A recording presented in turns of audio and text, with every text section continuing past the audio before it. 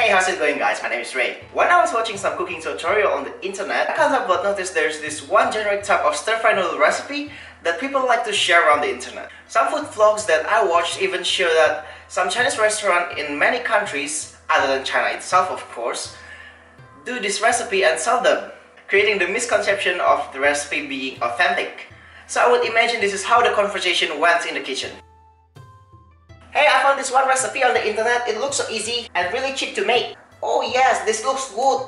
Let's just use this recipe. People don't appreciate our traditional recipe anyway.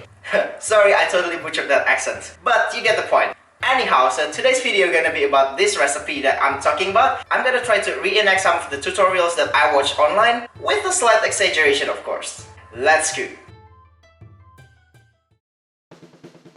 Have you ever seen a Chinese stir fry without ginger and garlic?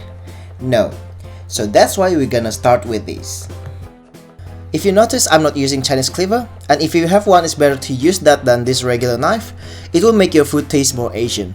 My knife is Japanese made though, so it should be alright. Next we're gonna slice some other ingredients that looks like they can fit into the Chinese community. We're gonna start with some onions and chilies. And of course we're gonna need some of these chilies for garnish, just to give the dish more Asian vibe. Next, I'm also gonna use 3 different colors of capsicums, just because I'm not racist.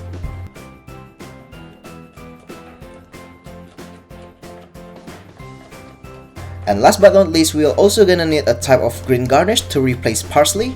So I picked coriander, because you know, it's Asian. Now the star of the dish.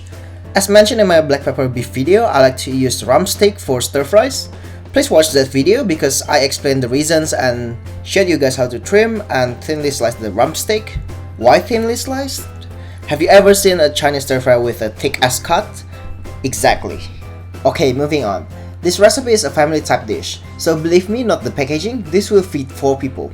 That's what most people would say anyway. I mean, I ate this in one go. So yeah, place your egg noodles in a colander and try to separate them as best as you can. And then pour some boiling water over them. Toss them really well, and then just leave them on the side until we're ready to use it.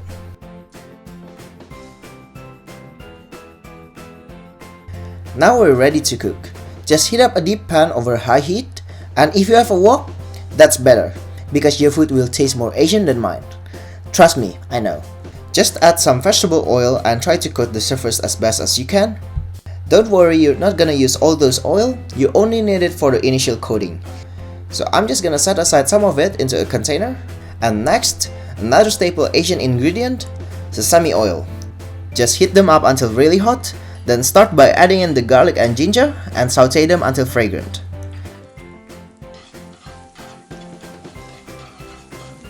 Then add in the beef and try to separate them into one even layer. And we're gonna season the beef now so they're not bland. Here I'm just using some soy sauce and white pepper. Remember, Asian food rarely use black pepper unless the name says so. And when your rump steak is 70% cooked, add in all the vegetables at the same time. This whole stir fry process will only take around 10 minutes, so the order you put in stuff doesn't really matter. Now give them a little toss, just to look like a cool Chinese chef. Then finally add in the noodles and try to combine them as best as you can. Now start seasoning the noodle with some more soy sauce and pepper and mix them well.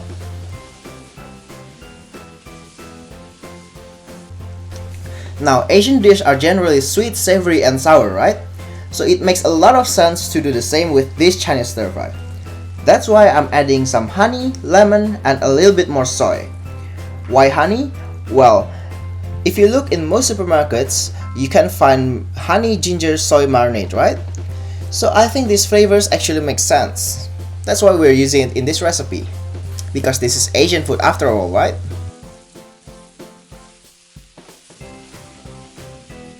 And believe it or not, this dish is done. Just turn off the heat and start plating.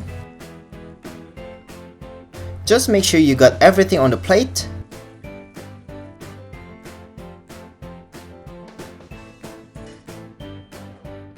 Garnish it with some chili slices and coriander to make it look more Asian.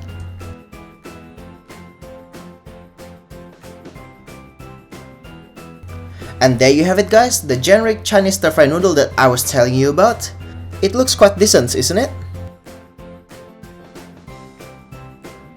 As you can probably tell, this video is full of exaggeration and sarcasm, but I really hope that you find this video a little bit entertaining. I'm just trying to do something a little different than usual. And please disregard all the reasoning that I put in the tutorial, because none of them are true, but this recipe is actually good though, so you can actually give it a try. My only problem with it is that it tastes a lot like stereotype for me. And if you did enjoy this video, please leave it a like and don't forget to subscribe and follow me on social media because I upload every week. And you can also check out my previous videos right over here. And I'm also gonna leave the links and measurements for this recipe in the description box below. And don't forget to leave a comment below, let me know what you wanna see me cook next week. Until next time guys, bye!